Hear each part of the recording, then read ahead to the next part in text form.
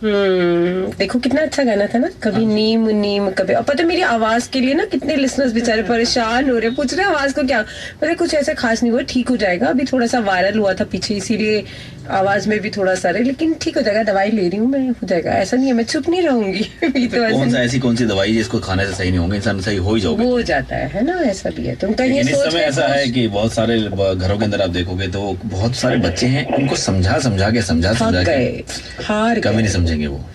सारे दिन mobile, internet, TV कुछ भी नहीं, और वीडियो गेम्स, फेसबुक, बस व्हाट्सएप, क्या चला दीजिए। और पढ़ाई लिखाई से तो कोई नाता ही नहीं रहा। तो इसलिए मैं कहता हूँ अगर आपके घरों के अंदर भी पढ़ाई लिखाई से नाता इन बच्चों का छूट चुका है तो हमारे साथ एक जो डॉक्टर साहिबा हैं वो बताएंगी आपको कि कैसे राह पे लाया जा सकता है। ट्रिंका अरोड़ा जी हैं जो कि मैक्स हॉस्पिटल में क्लिनिकल साइकोलॉजिस्ट हैं, और इसके अलावा एशियन हॉस्पिटल फरीदाबाद में भी साइकोलॉजिस्ट हैं, तो उन्हीं से जानते हैं इसके बारे में। Hello ma'am, good morning. Good morning everyone. कैसे हैं आप? बिल्कुल बढ़िया। हाँ, मतलब आपकी आवाज थोड़ी कम आ रही है, थोड़ा नजदीक मोबाइल को अपने मतलब आवाज के पास। तो नहीं रहा, भागा भागी में तो नहीं आप? हेलो, आप ठीक है? हाँ जी, हाँ, आप ठीक है।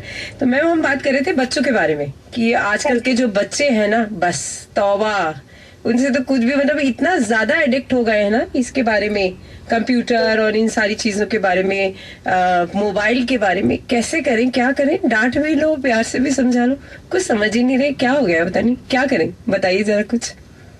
देखिए, डेफिनेटली फोन जो है आज की डेट में बहुत हेल्प कर रहा है। एक बहुत इजी मीडियम है कम्युनिकेशन का, हर समय हम अवेलेबल होते हैं हर किसी के लिए। बेनिफिट्स तो हैं, और इसके साथ में फ्री एंटरटेनमेंट है, अनलिमिटेड एंटरटेनमेंट है जी, बट इसके साथ में रिस्क बहुत ज्यादा है। हेल्थ रिस्क बहुत ज्यादा है, जैसे उसके ऊपर एक्सीडेंट के लिए ज्यादा प्रोन हो रहे हैं। कम्युनिकेशन फैमिली से कट डाउन होता जा रहा है। बिल्कुल। हॉबीज नहीं रह रही हैं आजकल बच्चों की। पूरा टाइम बस टीवी, लैपटॉप, फोन, इंटरनेट, घर से बाहर निकलने का टाइम ही नहीं है। मतलब टाइम भी नहीं, जाना भी नहीं चाहते, मतलब कहीं बाहर भी जाते हैं तो साथ में वो कैरी करते हैं, मतलब बाजार भी गए, कहीं रिलेटिव्स के भी घर गए तो बहुत ज्यादा सोशल भी नहीं हो रहे हैं, मतलब सब इन्हीं चीजों में सिमट कर उनकी लाइफ जो है वो रह गई। कैसे करें, मतलब निकलेंगे भी, घर से बाहर निकलेंगे भी तो फोन साथ में होना। हाँ जी, बिल्कुल। देखिए, स्टेटस सिंबल भी बनता जा रहा है आजकल के बच्चों के लिए। और अगर आप ओवरऑल देखें तो बच्चों की रीडिंग हैबिट जो है, जी बिल्कुल, पढ़ने की या और प्रिंटेड मीडिया, वो बिल्कुल खत्म होता जा रहा है। और अगर हम देखें ये अगर टीवी की बात करें, बाकी चीजों की बात करें, तो एग्रेशन भी बहुत बढ़ रहा है इन चीजों से। बच्चा जो देख रहा है, जो ऑब्जर्व कर रहा है, वही फिर उसके बाद में कोशिश करता है कि सेम करने की।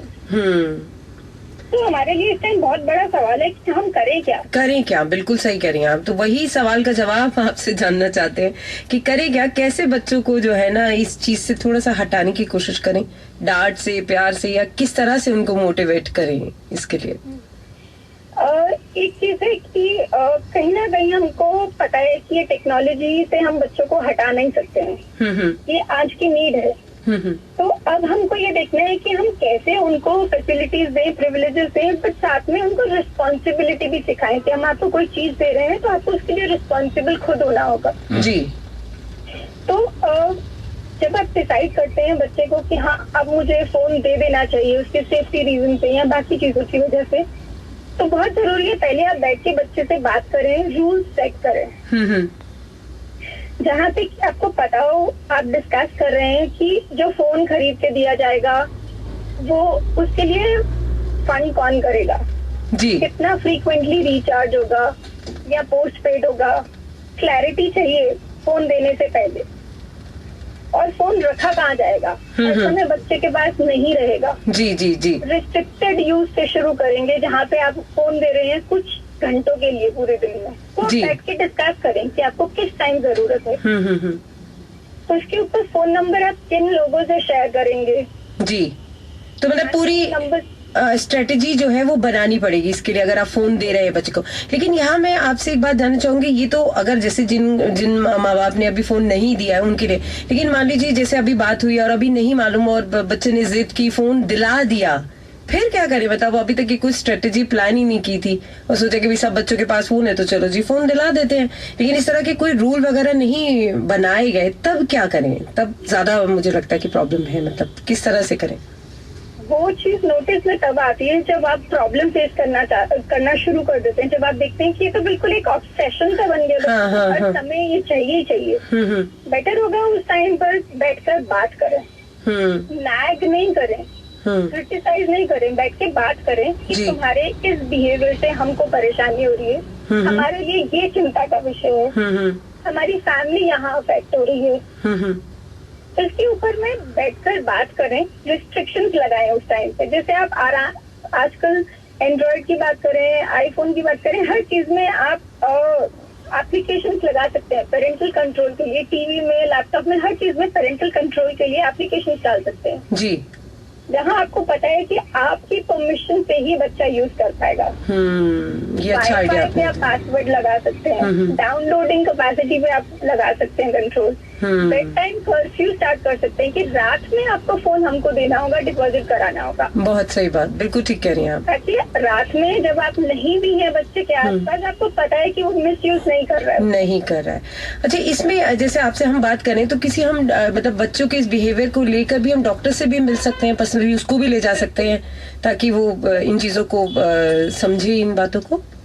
आजकल हमारे पास इस तरीके के बहुत केसेस आ रहे हैं जहाँ पे कि पेरेंट्स प्रॉब्लम फेस कर रहे हैं, उनको समझ नहीं आ रहा है रिस्ट्रिक्ट कैसे करें, और जहाँ बच्चे से बात करने की कोशिश कर रहे हैं उनका बिहेवियर आउट ऑफ कंट्रोल होता है, तो वो आते हैं, बात करते हैं और हम मीडिएट करके सोल्यूशन निकालते हैं। जी, तो मुझे लगता है कि इस तरह की प्रॉब्लम्स को डिस्कस करना चाहिए, ना कि एकदम से इस पर या तो बहुत ज्यादा डांटने से भी काम नहीं होगा, बहुत ज्यादा अगर आप लीनियंट है तो भी काम नहीं होगा, तो मिलकर ही कोई ना कोई रास्ता निकालना पड़ेगा। और जैसे आप जैसे लोग हैं जो इस फील्ड में बिल्कुल ही एक्सपर्ट हैं, उनकी राय भी उनसे पर्सनली मिलकर बच्चे के साथ जाकर भी हम हासिल कर सकते हैं। अगर आप ओवरऑल देखें, हमको कहीं ना कहीं बच्चे को एक बैलेंस मेंटेन करना सिखाना है लाइफ में, कि स्टडी भी जरूरी है, मीडिया भी जरूरी है, फिजिकल एक्टिविटी भी जरूरी है, और वो सारी चीजें एक बैलेंस क्रिएट करना सिखाना, सेल्फ कंट्रोल सिखाने के लिए कहीं ना कहीं आपको अच्छी वैल्यूज देनी होंगी, आपको एक अच्छा रोल मॉडल बनना होगा। रोल मॉडल अगर आप ही घर आके पूरा टाइम फोन में लगे हुए तो बच्चा वही देख रहा है, वही सीख रहा है। वही बात भी है, तो यानी पेरेंट्स को भी ना थोड़ा सा अपने आप पर भी कंट्रोल करना होगा, ताकि नहीं तो ये होता है कि नहीं आप भी तो लगे हुए हैं, फिर हमें कैसे कह रहे हैं।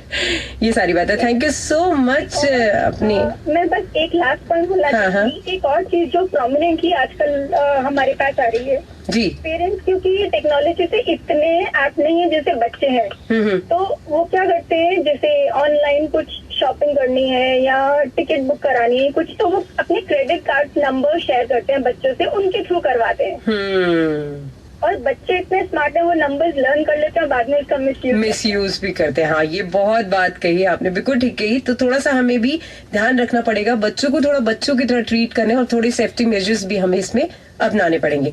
बहुत बहुत शुक्रिया ट्रिंका अरोड़ा जी, आपने हमें बात इस बारे में बताया और किस तरह से हम थोड़े बहुत कदम जो है खुद उठा सकते हैं, और फिर फाइनली आप जैसे डॉक्टर्स तो हैं ही जिनके साथ मिलकर इस प्रॉब्लम का सोल्यूशन भी हमें मिल जाएगा।